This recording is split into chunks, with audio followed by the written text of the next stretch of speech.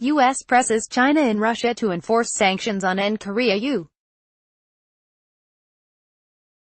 Secretary of State Mike Pompeo shakes hands with South Korean Foreign Minister Kang Kyung-hwa at South Korea's mission, Friday, July 20, 2018 in New York. AP photo, Richard Drew, United Nations, AP. The United States on Friday welcomed the UN Security Council's united support for the fully verified denuclearization of North Korea and pressed China and Russia to strictly enforce UN sanctions to get Pyongyang to give up its nuclear weapons.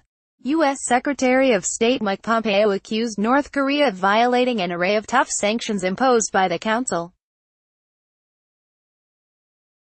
He warned that, when sanctions are not enforced, the prospects for the successful denuclearization of North Korea are diminished.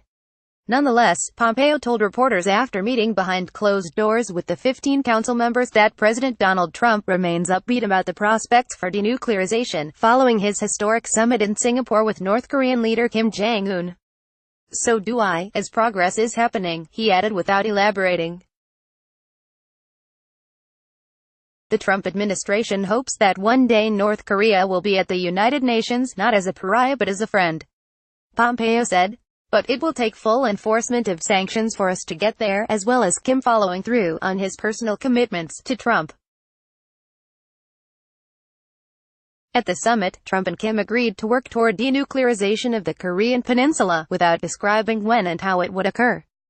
Follow-up talks this month between Pompeo and North Korean senior officials in Pyongyang had a rocky start, with North Korea accusing the United States of making unilateral and gangster-like demands.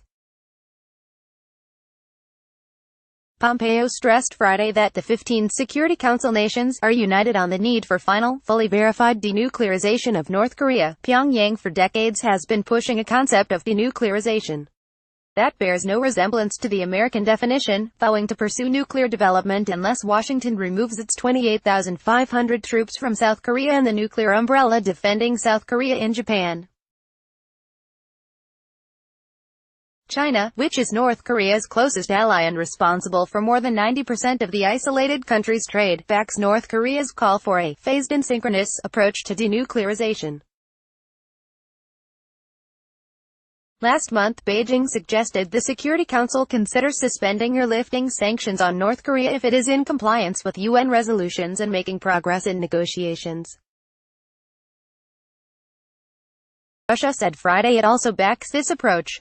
Russia's deputy UN ambassador, Dmitry Polyansky, said that Pompeo confirmed the U.S. will seek the full denuclearization of North Korea. It is necessary that the denuclearization goes step by step with parallel actions by the international community, Polyansky said.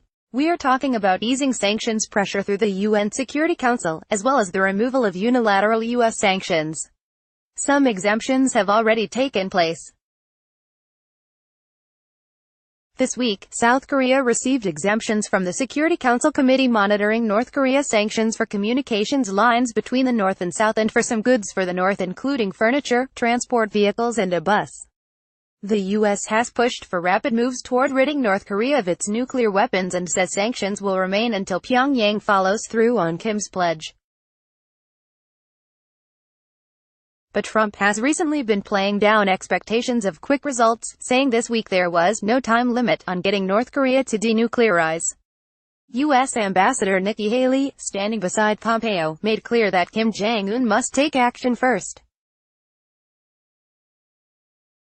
We continue to reiterate we can't do one thing until we see North Korea respond to their promise to denuclearize. Haley said, we have to see some sort of action.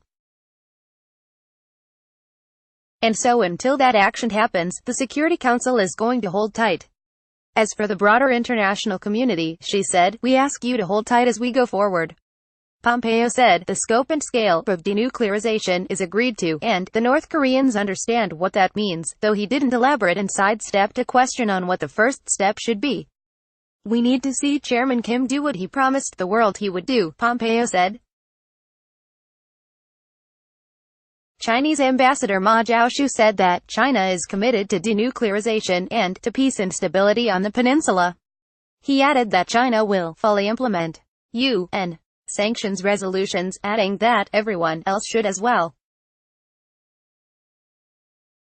But, Pompeo said, North Korea is illegally smuggling in refined petroleum products beyond the quota of 500,000 barrels per year allowed under UN sanctions, mainly by ship-to-ship transfers.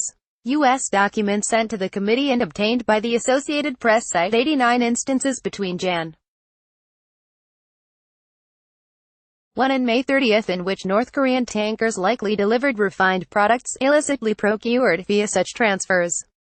The U.S. says Russia and China both informed the Sanctions Committee that they were supplying refined products to North Korea.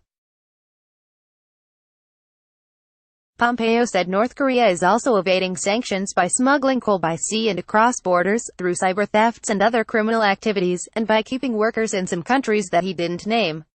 These actions are all generating significant revenues for the regime and they must be stopped, he said. Haley criticized some friends who want to go around the rules, and especially Russia and China, for blocking the Sanctions Committee from demanding that all countries halt shipments of petroleum products to North Korea immediately. Moscow and Beijing said they need additional time to investigate the U.S. allegations and put a 6-month hold on the U.S. request. Are they telling us that they want to continue supplying this oil? Haley asked. They claim they need more information. We don't need any more information. The Sanctions Committee has what it needs.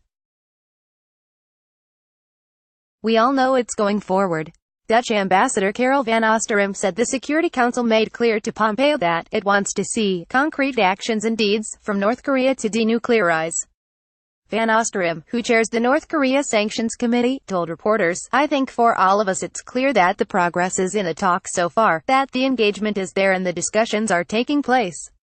South Korean Foreign Minister Kang Kyung-hwa said North Korea made a clear commitment on complete denuclearization repeatedly and, of course, very forcefully at the Singapore summit with President Trump, and we will hold them up to that commitment, ____. Associated Press writer Matthew Pennington in Washington contributed to this report. Copyright 2018 The Associated Press. All rights reserved. This material may not be published, broadcast, written or redistributed.